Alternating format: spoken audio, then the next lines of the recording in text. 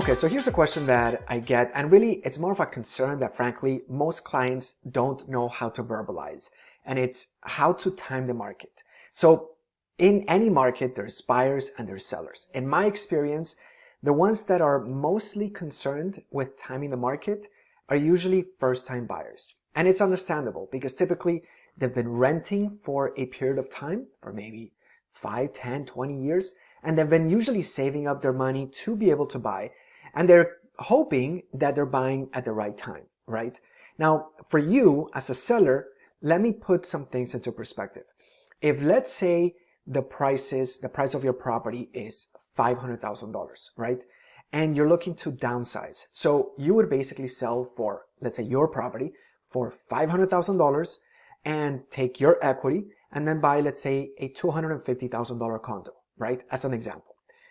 If that might be that moment in the market. Now, if you wait and you sell your property for $600,000, then proportionally that $250,000 condo now might be $300,000.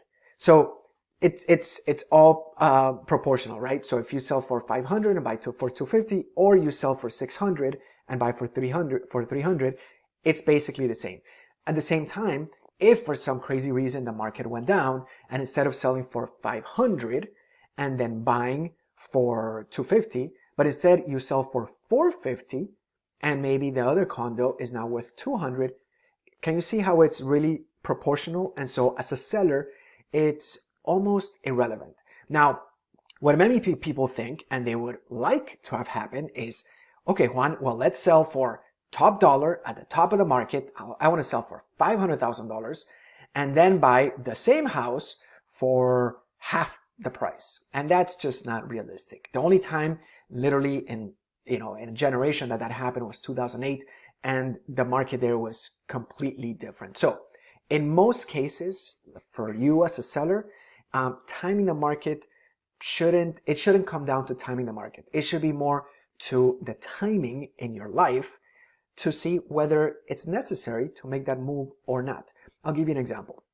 I have a client, for instance, who was considering selling her property, and she's selling a 2-story home that's larger. She's already in retirement age, over 70, and a 2-story large home for her with 4 bedrooms, 3 bathrooms. It was a large home and she's alone.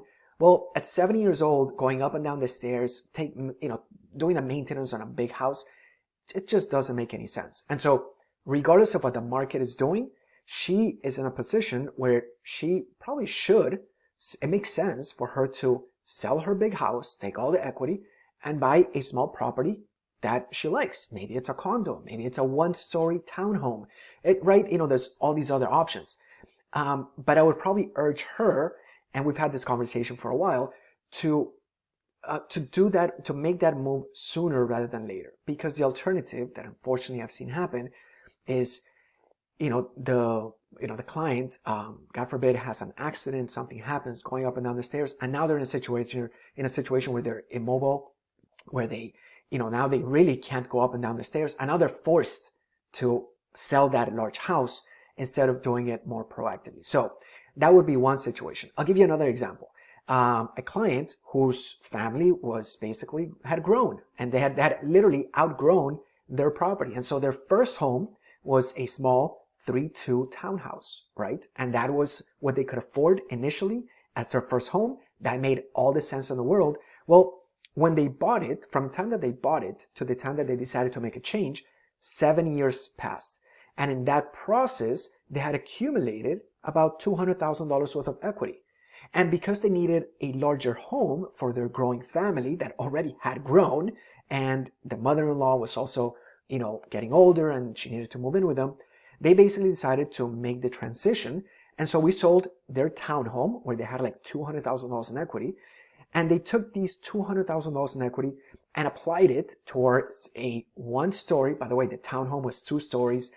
So we sold the townhome, and with that equity, they bought a 1-story, 4-bedroom, large single-family home with a 2-car garage, with a pool on a lake, and that made sense. And by the way, during this transition, they went from paying like $1,500 a month on their monthly payment, again, based on their original purchase price, etc.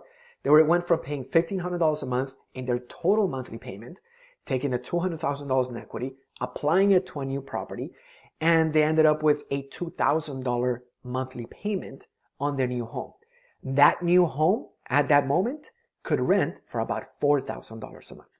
So this is all really about math. So it's not so much about timing the market specifically, but more about timing the timing in your life. So anyway, if you happen to have any other questions about this, if you need any more clarification, please let me know.